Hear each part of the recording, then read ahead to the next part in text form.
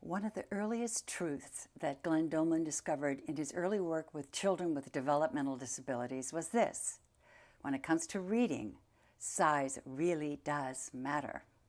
The smaller the type, the more difficult it is for a beginning learner to learn to read.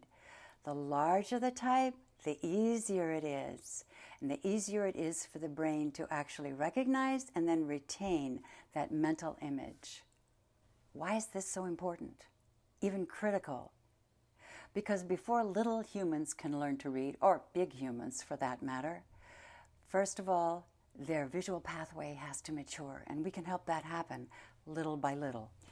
The visual cognition that it takes to recognize the big yellow M sign on a McDonald's sign is vastly different than the visual cognition and the pathway development that it takes to recognize tiny black squiggles on a page. The visual pathway matures gradually, and so little by little we help it to develop.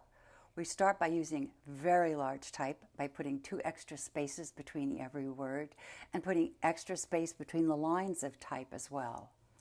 Gradually, we reduce the font size as the learner progresses, and you might be surprised at how fast that can happen. But what about children who are visually impaired? Well, we teach them to read with very large type. You will find as they progress that they can actually read with smaller type, but they don't learn with smaller type. We teach them with very large type. So think big. If you doubt the truth of bigger is better for learners, try it yourself. Do some experimenting. Occasionally, I will offer a student 2 versions of the same material that I'm trying to get them to read. So a larger version, smaller version. Hands down, they choose the larger version. Why? Because it's easier to read. In all the teaching that we do, above all, we want to make learning easy for them. That's our bottom line. We use what works. Large type works. So check out your homework on the next slide, and I'll see you next time.